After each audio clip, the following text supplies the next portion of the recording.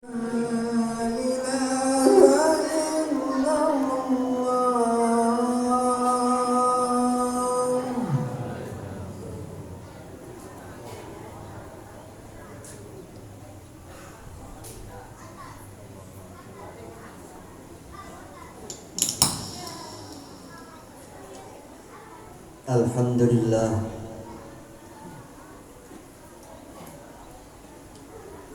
Alhamdulillahilladzi khalaqal mauta wal hayata liyabluwakum ayyukum ahsanu amala. Asyhadu an la ilaha illallah wahdahu la syarika lahul malikul a'la. Wa asyhadu anna sayyidana wa nabiyyana Muhammadan abduhu wa rasuluhu nabiyyuhu wa khaliluhu sayyidul anbiya.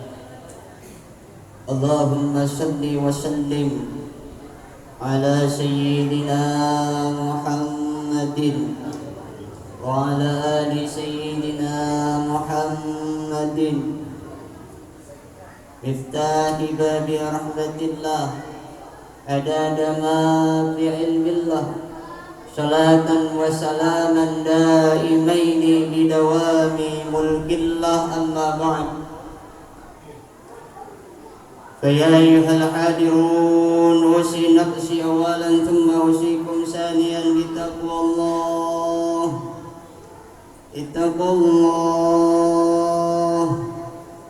اتقوا الله حق تقاته ولا تموتن إلا وأنتم مسلمون. كما قال الله تعالى في كتابه العزيز: أعوذ بالله من الشيطان الرجيم. يا أيها الذين آمنوا اتقوا الله حق تقاته ولا تموتن إلا وأنتم مسلمون. Hadirin jamaah sidang salat Jumat yang dimuliakan oleh Allah Subhanahu wa taala. Marilah kita selalu berusaha meningkatkan nilai-nilai takwa kita kepada Allah Subhanahu wa taala dengan cara dan jalan intisali awamirillahi wa ijtinabi nawahih, melaksanakan semua yang diperintahkan oleh Allah dengan sekemampu kita, dengan sekuat daya kita dan upaya kita, dan juga dengan cara meninggalkan semua yang dilarang oleh Allah tanpa terkecuali.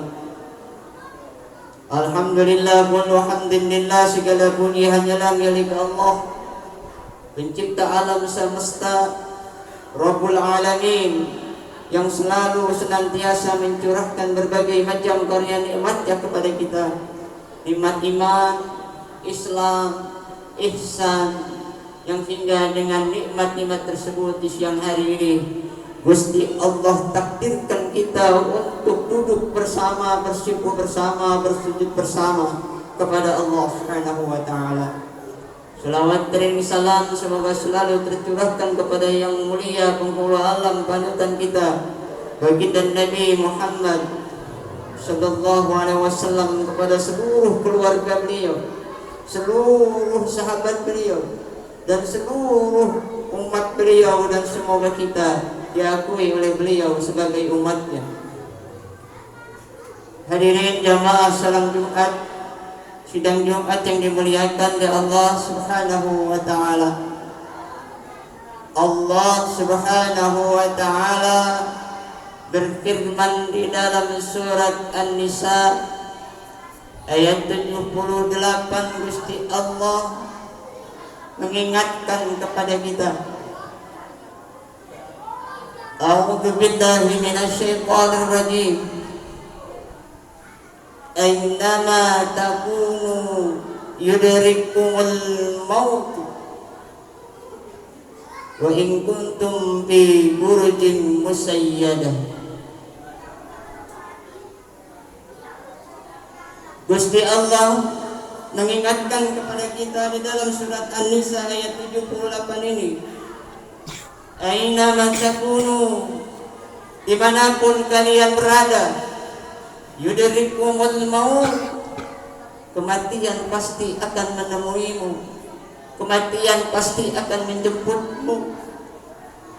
Aina man takunu yudrikul maut, yudrikumul maut, wa in kuntum fi burujin musayyadah, walaupun kalian bersembunyi di dalam tembok yang tinggi, dinding yang tinggi, benteng yang tinggi, yudrikumul maut, kematian pasti akan menjemputmu, kematian pasti akan menemukanmu, kematian pasti akan datang kepadamu. Tidak akan tidak, pasti itu telah kita saksikan. Berapa banyak saudara-saudara kita, orang-orang tua kita yang telah dipanggil oleh Allah Subhanahu wa taala. Tidak ngurus dia seorang pejabat tinggi, tidak ngurus dia orang yang kaya raya, atau punya fisik yang kuat, atau yang muda atau yang tua, yang miskin atau yang kaya, kematian datang pasti akan menjemput. Al-Imam Ibnu Katsir rahimahullah di dalam kitab beliau Tafsir Ibnu Tafsir, beliau mengutip sebuah kisah yang dikisahkan oleh Imam Ibnu Jarir dari Imam Ibnu Hatim. Imam Ibnu Hatim, mereka berdua mendapatkan kisah ini dari Mujahid. Dulu di suatu zaman ada seorang perempuan yang baru saja melahirkan anak perempuan. Lalu si perempuan yang baru saja melahirkan memanggil seorang pembantunya yang laki-laki untuk menyiapkan, untuk menyediakan api untuk menghangatkan bayinya yang baru lahir. Segera si pembantu keluar rumah untuk mencari api untuk menghangatkan bayi yang baru lahir. Akan tetapi ketika si pembantu sampai di pintu rumah, ada seorang laki-laki yang sedang berdiri, yang tidak tahu datangnya dari mana. Lalu ia bertanya, "Wahai Tuan, apakah perempuan itu telah melahirkan seorang bayi perempuan?" "Betul wahai Tuhan, dia telah melahirkan bayi perempuan." "Memang kenapa?"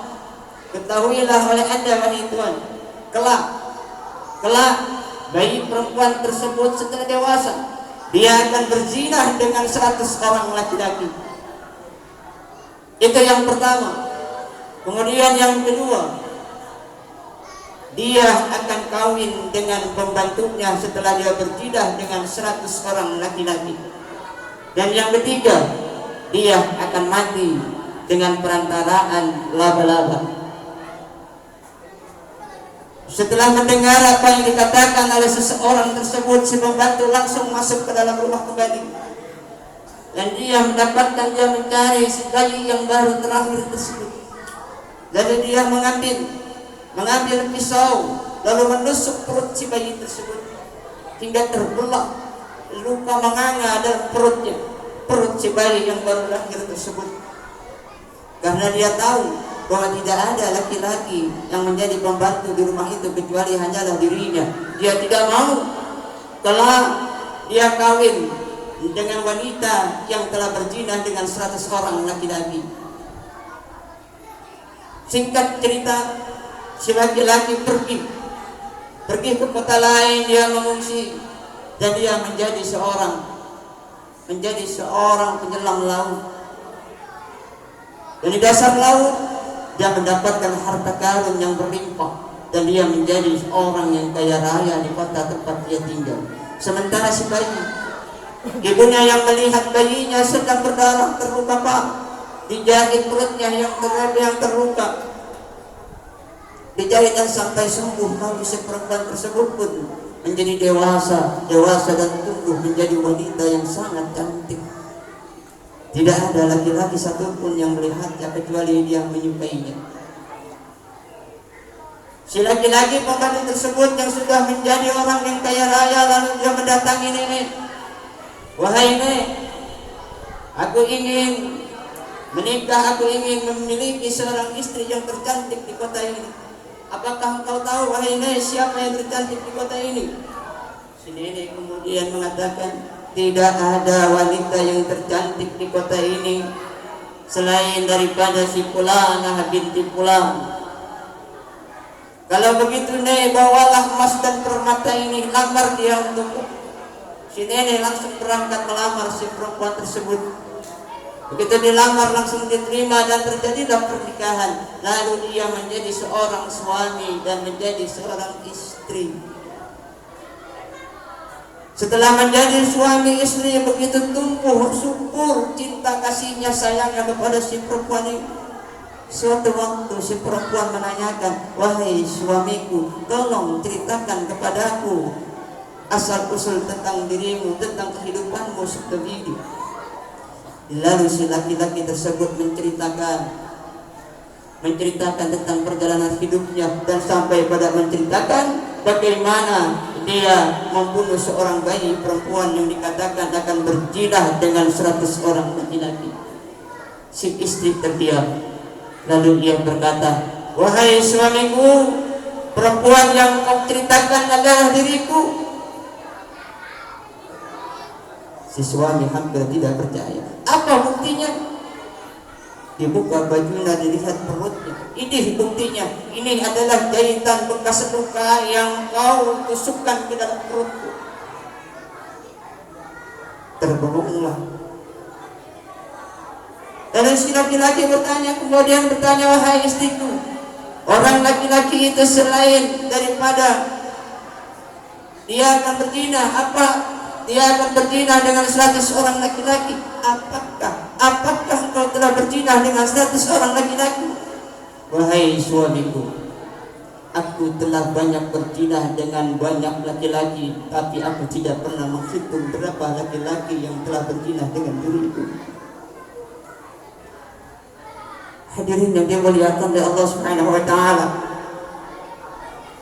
Cinta yang sudah masuk ke dalam hati, walaupun itu adalah perempuan yang sudah dibilang oleh seseorang dia yang telah berzina dengan 100 laki-laki, dia mencintainya. Dia teringat pesan yang terakhir orang yang berpesan kepadanya bahwa perempuan itu akan mati.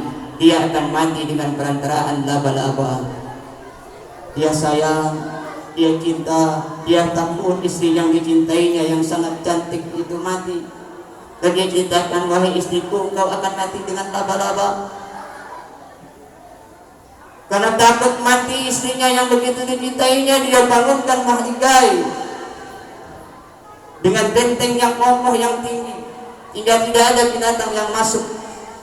Akan tetapi suatu malam ketika dia sedang bersenang-senang dengan sang istri, ada seekor laba-laba yang sedang menempel di dindingnya. Dia mengatakan, wahai istriku, apakah ini saatnya engkau akan mati? Memangnya kenapa? Itu di dinding ada laba-laba. Dari mana laba-laba itu masuk, wahai istriku? Lalu si perempuan memanggil pembantu dan untuk memerintahkan untuk mengambil itu laba-laba. Laba-laba diletakkan di lantai. Kemudian si perempuan mengatakan, hai laba-laba, hai laba-laba, engkau katanya akan membunuh diriku. Sebelum engkau membunuh diriku, aku akan membunuhmu. Diinjaknya itu laba-laba sampai tersenyum puas. Sambil tersenyum puas, namun para hadirin, apa yang terjadi? Ternyata racun laba-laba masuk di antara jari-jari kaki si perempuan itu. Yang tadinya tersenyum, lalu dia berubah paras mukanya karena pelan-pelan terasa sakit, kakinya membiru, kakinya menghitam, kemudian busuk, dan dia mati dengan perantaraan laba-laba. Demikianlah para hadirin, apa makna yang tersirat dari kisah ini? Ainama takunu yudrikumul maut. Dimanapun kalian berada, kematian pasti akan datang menjemput.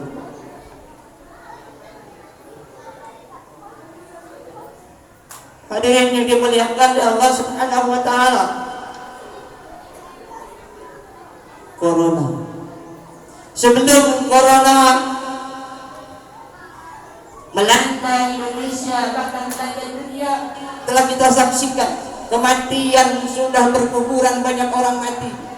Tidak ada orang yang kekal yang abadi kecuali yang telah ditentukan oleh Allah Subhanahu wa taala. Kakek-kakek kita, saudara-saudara kita semua mereka mati. Tapi belakangan ini berdiri kita ditakut-takuti dengan corona, padahal dia adalah makhluk Allah, kita adalah makhluk Allah.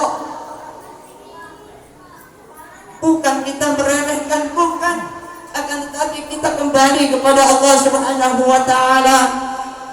Coba kita lihat penguasa bagaimana mereka berusaha, pemerintah berusaha untuk menghilangkan corona dari negeri kita. 2 tahun sudah, bukan kelar, akan tetapi makin parah. Kematian sudah ditentukan oleh Allah. Caranya yang berbeda di antara kita. Kalau memang kita mati melalui virus corona, itu sudah ketentuan Allah Subhanahu wa taala. Kita hindari bagaimanapun, kita akan mati dengan melalui corona tersebut.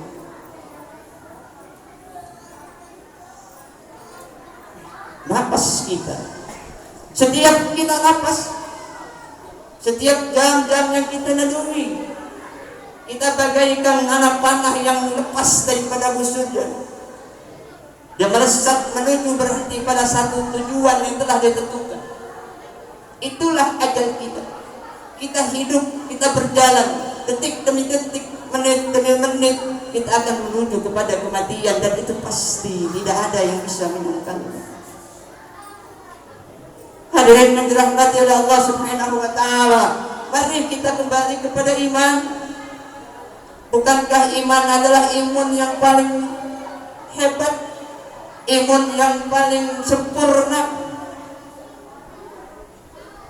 Tapi sebaliknya, tempat-tempat untuk menyuburkan iman ditutup, tempat-tempat untuk menyuburkan iman yang akan menumbuhkan iman pada diri kita, terutama psikis kita, kejiwaan kita, justru malah ditutup. Tapi alhamdulillah, Gusti Allah takdirkan di tempat kita masih melakukan ini, masih melakukan kewajiban kita salat Jumat berjamaah. Kanjeng Nabi Muhammad sallallahu alaihi wasallam bersabda, sebetulnya ada solusi, tidak ada masalah yang tidak ada solusinya. Baginda Rasulullah sallallahu alaihi wasallam jauh sebelum ini beliau mengatakan, anzalallahu alayya aminaini. Gusti Allah menurunkan kepadaku 2 keamanan untuk umatku. Kemudian beliau membaca ayat surat Al-Anfal ayat 33, wa ma kana Allahu yu'adzibahum wa anta fihim. Yang kedua, wa ma kana Allahu yu'adzibahum wa hum yastaghfirun. Inilah yang banyak dilupakan oleh kita, yang banyak dilupakan oleh pemimpin-pemimpin kita. Corona seperti setan, tidak terlihat tapi harus kita lawan. Melawan setan, Gusti Allah menganjurkan, memerintahkan kepada kita untuk berlindung kepadanya. Begitupun corona, hanya Gusti Allah yang bisa menyelamatkan kita. Kita bisa terhindar daripada corona. 2 cara. Yang pertama adalah banyaklah bersalawat kepada Rasulullah sallallahu alaihi wasallam.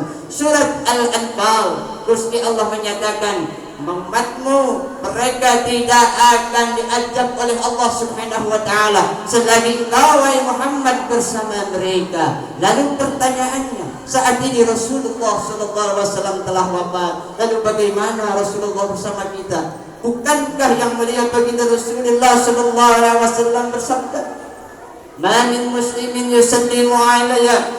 Tidaklah seorang muslim satupun yang bersalawat kepadaku illa raddallahu alaihi ruhi, kecuali Gusti Allah mengembalikan ruhku kepada yang berselawat tersebut, li'arudda salam, untuk membalas salamnya. Inilah salah satu resep solusi Yang pertama adalah salawat kepada Rasulullah sallallahu alaihi wasallam. Yang berarti ketika kita bersalawat kepada yang mulia baginda Rasul, ruhi Rasulullah sallallahu alaihi wasallam hadir bersama kita. Ketika ruhul Muhammad sallallahu alaihi wasallam hadir bersama kita, wa ma kana Allahu liyu'adzibahum wa anta bihim. Yang kedua, wa ma kana Allahu mu'adzibahum wa hum yastaghfirun. Gusti Allah tidak akan mengadab mereka selagi mereka masih mohon ampun kepada Allah. Satu, solusinya mari kita banyak bersolawat kepada Rasulullah. Yang kedua, mari kita mohon ampun kepada Allah. Kita koreksi diri kita. Hei para penguasa, koreksi diri kalian. Pejabat-pejabat, koreksi diri kalian. Mungkin ini terjadi karena kezaliman yang telah dilakukan, karena ketidakadilan yang telah terjadi yang dilakukan oleh penguasa, pemimpin kita. Kenapa demikian? Wa idza aradna an nuhlika qaryatan, kata Gusti Allah, ketika aku mau menghancurkan suatu negeri, aku perintahkan kepada mutrafiha, pemimpin mereka, orang-orang kaya mereka, untuk bertaat kepada Allah Subhanahu wa taala. Akan tetapi fasaku fiha, mereka pasti bukan taat kepada Allah, tapi sebaliknya. Padahal fahaqqu 'alaihal qaul, berlakulah apa yang tetap akan berlaku. Pada barnaha tadbira, aku hancurkan kampung itu, negeri tersebut dengan sehancur-hancur. Hadir. Mungkin juga orang-orang kaya yang masih zalim, yang tidak mau mengeluarkan sebagian hartanya. Mungkin juga kita semua sebagai rakyat yang masih melalaikan perintah-perintah Allah, hingga semua dengan kelakuan kita semua. Mungkin Gusti Allah setelah muak dengan dosa-dosa yang kita lakukan. Wa ma anzalal bala wa ma anzalal bala wa ma nazzalal bala illa bi dzambin. Tidaklah bencana itu turun kecuali dengan satu dosa. Wa ma rufi'a illa bi taubatin, dan tidak akan diangkat itu musibah, itu malapetaka kecuali dengan taubat. Oleh karena itu, para hadirin, andaikan ada di antara pada hadirin yang dekat dengan puasa, sampaikan kepada mereka semua, mari ajak rakyat untuk bersolawat kepada Rasulullah sallallahu alaihi wasallam. Mari kita mohon ampunan kepada Allah Subhanahu wa taala. 1 jam seluruh rakyat muslim Indonesia dia bersolawat kepada Rasulullah. 1 jam seluruh rakyat muslim Indonesia mohon ampun, taubatan nasuha kepada Allah. Niscaya 1 jam corona akan musnah dari Indonesia, bahkan dunia ini. Kita tengok negara tetangga kita tengok Brunei Darussalam, pemimpinnya menginstruksikan kepada para ulama mereka, kepada para kiai mereka, kepada ustadz mereka untuk membawa umat ke masjid, untuk mengajak umat berzikir, membaca Al-Quran, bersolawat. Kita lihat apa yang terjadi di negeri Darussalam, Brunei Darussalam. Negeri itu terbebas daripada corona dan ekonomi mereka makmur. Hadirin yang dimuliakan oleh Allah Subhanahu wa taala, semoga menjadi pelajaran untuk kita semua, menjadi hisab, menjadi introspeksi untuk diri kita. Tidak hina kita mengakui dosa, tidak hina kita mengakui kesalahan. Mari minimal kita semua secara pribadi mengadakan istighfar dan sholawat kepada Rasulullah sallallahu alaihi wasallam. Semoga saudara-saudara kita yang mereka gugur, mereka wafat karena corona, Allah jadikan mereka suhada yang mati syahid akhirat. Karena ini dikatakan oleh Rasulullah sallallahu alaihi wasallam. Dan yang terpapar virus corona yang belum sembuh, semoga disembuhkan oleh Allah Subhanahu wa taala. Dan mereka yang sudah sembuh, semoga bisa mengambil pelajaran dari apa yang telah dialami. Dan kita yang belum terpapar, mari kita berlindung kepada Allah Subhanahu wa taala. Hanyalah Allah yang bisa melindungi kita. Hanya Allah yang bisa melindungi kita dari itu.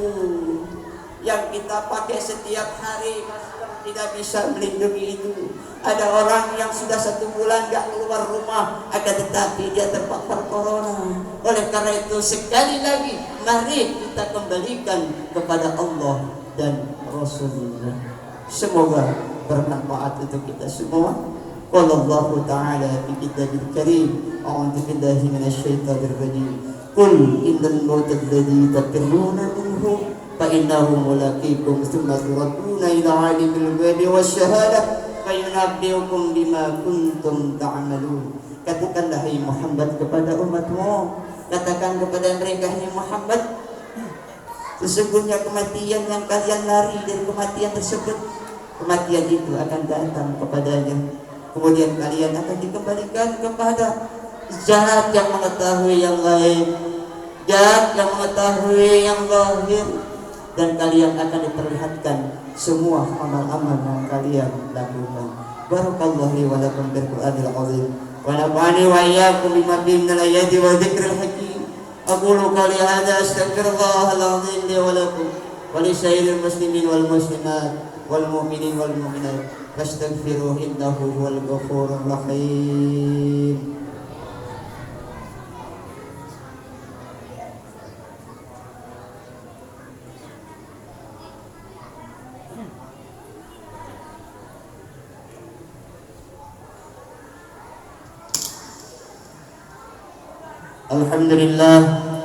Alhamdulillahilladzi an'ama 'alaina bi ni'matil iman wal islam wal ihsan.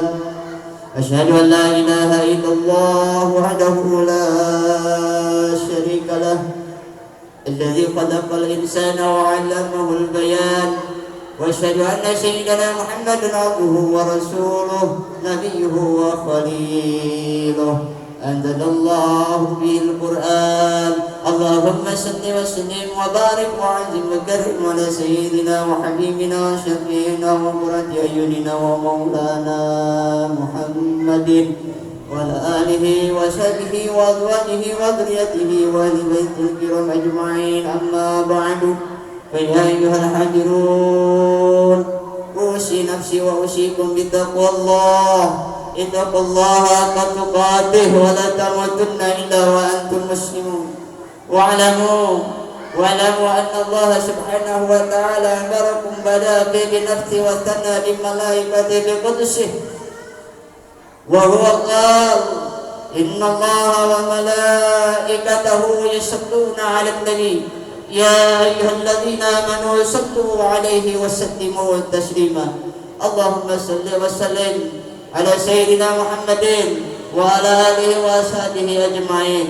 Wardan khulafa'ir rasyidin sadatina Abi Bakr wa Umar wa Utsman wa Ali wa baqiyati sahabatin Nabi sallallahu alaihi wasallam radhiyallahu ajma'in. Warda anna ma'ahum bi rahmatika ya arhamar rahimin. Allahumma ighfir lil muslimin wal muslimat والمؤمنين والمؤمنات الأحياء منهم والأموات إنك سميع قريب مجيب الدعوات ويا قاضي الحاجات. اللهم أعز الإسلام والمسلمين وأذل الشرك والمشركين ودمر أعداءك أعداء الدين. اللهم ادفع عنا البلاء والوباء والغلاء والبشاء والمنكر والشدائد والسيوف المختلفة والفتن والمحن والطاعون ما ظهر منها وما بطن من بلدنا هذا إندونيسيا خاصة ومن سائر البلدان المسلمين عامة إنك على كل شيء قدير. وصلى الله على سيدنا محمد وعلى آله وصحبه وسلم والحمد لله رب العالمين. عباد الله إن الله يأمركم بالعدل والإحسان وإيتاء ذي القربى وينهى عن الفحشاء والمنكر والبغي يعظكم لعلكم تذكرون. واذكروا الله العظيم يذكركم واشكروه على نعمه يزدكم ولذكر الله أكبر. أقيموا الصلاة.